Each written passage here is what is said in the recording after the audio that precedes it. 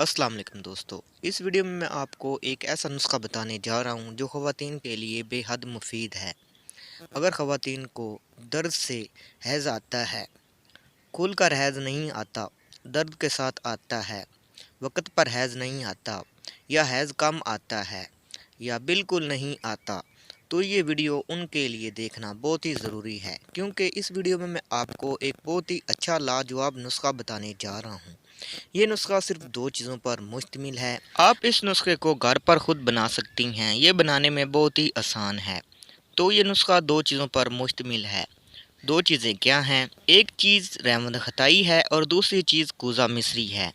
ये आपको किसी भी पंसार की दुकान से आसानी से मिल सकती हैं। तो आपने रेवंद चीनी 50 ग्राम लेनी है और कूज़ा मिस्री भी आपने 50 ग्राम लेनी है। इनको आपने इकट्ठा नहीं कूटना, आपने इन्हें अलग अलग कूटना है और बारीक आपने सफ़ुफ़ कर लेना है और फिर इसको आपने आपस में मिक्स कर लेना है, यानी अच्छी तरह आपने दोनों चीज़ों को अच्छी तरह मिक्स कर लेना है।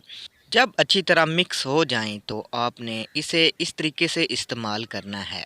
हैज़ आने से 2-3 दिन पहले आपने 5 ग्राम ये सफ़ूफ पानी के साथ खाना है। आपने पानी ताज़ा लेना है, आपने ठंडे पानी के साथ ये इस्तेमाल नहीं करना।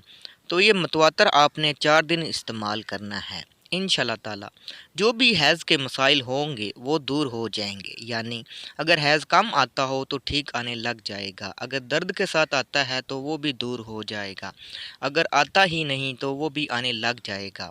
तो ये नुस्खा बहुत ही लाजवाब है। इसे बनाकर इस्तेमाल करें और हमें दुआओं में याद रखें।